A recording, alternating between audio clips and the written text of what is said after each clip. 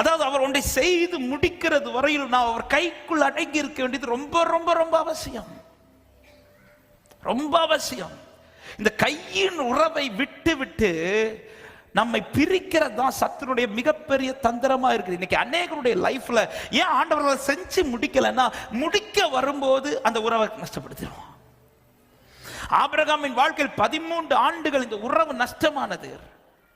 அவர் சீக்கிரமாவே செஞ்சிருந்திருக்கலாம், ஆனால் ஆபிரகாம் இடையில ஒரு வழியில கொஞ்சம் ட்ராக் மாறி, அதுவரை அவர் சத்தம் கேட்டு செய்து கொண்டிருந்த ஆபிரகாம் இப்பொழுது சாராளின் சத்தம் கேட்டு செய்ய துவங்கினதும், அந்த ட்ராக் கொஞ்சம் மாறினதும், அந்த உறவு நஷ்டமானதும், அவர் செய்யணும்னு இருந்த இடத்துல அப்படி கொஞ்சம் ஸ்டாப் பண்ணிட்டார்.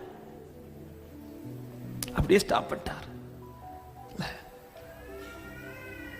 அவர் செய்ய வேண்டிய இடத்துல நாம் இருக்க, அவர் கைக்குள்ள, இந்த குயவன் கைக்குள்ள இந்த மண் இருக்க இருக்க இருக்க இந்த மண் கைக்குள்ளதான் கெட்டு போச்சு தவிர அது எங்கேயோ கெட்டு போகவில்லை. அப்போ அவர் என்னை திரும்ப உருவாக்குவதற்கும் அவர் செய்து முடிப்பதற்கும் நான் கைக்குள் இருக்க வேண்டியது அவசியம். கைக்குள் இருக்க வேண்டுமானால் 2 காரியங்கள் என் வாழ்க்கையில் இருக்கணும். 1, கண்மலையை நினைக்கணும்.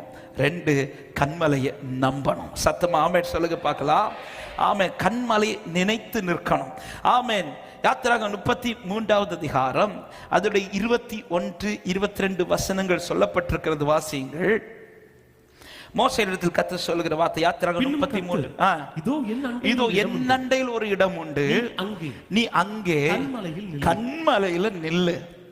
சொல்லிவிட்டு அடுத்த வார்த்தை, என் மகிமை கடந்து போகும்போது நான் உன்னை அந்த கண்மலையின் விடிப்பிலே வைத்து நான் கடந்து போக மட்டும் என் கரத்தினால் உன்னை மூடுவேன். அதாவது நான் செஞ்சு முடிக்கிறது வரையிலும் நான் உன்னை கைக்குள்ளே வச்சிருப்பேன்றார். இந்த கைக்குள்ள இருப்பதற்கு நீ ஃபர்ஸ்ட் என்ன செய்யணும்னா, இந்த கண்மலை நிக்கணும். ஆமென். இந்த கண்மலையில நிக்கணும்னா முதல்ல இந்த கண்மலையை நான் நினைக்கணும். ஹல்லேலூயா.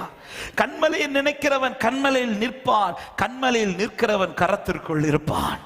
ஆமென் சொல்லுங்க பார்க்கலாம். இந்த கண்மலையினுடைய நினைவு யாருக்கு மறந்து போகிறதோ, ஆமா, ஒரு தேவ பிள்ளை நன்றாய் புரிந்துக்கணும். ஒரு தேவ பிள்ளை எந்த விதத்திலும் ஆசீர்வதிக்கப்படுவதற்கு ஒரே ஒரு காரணம் தான் உண்டு, அது கண்மலையினால் வருகிற நன்மையினால் மட்டும்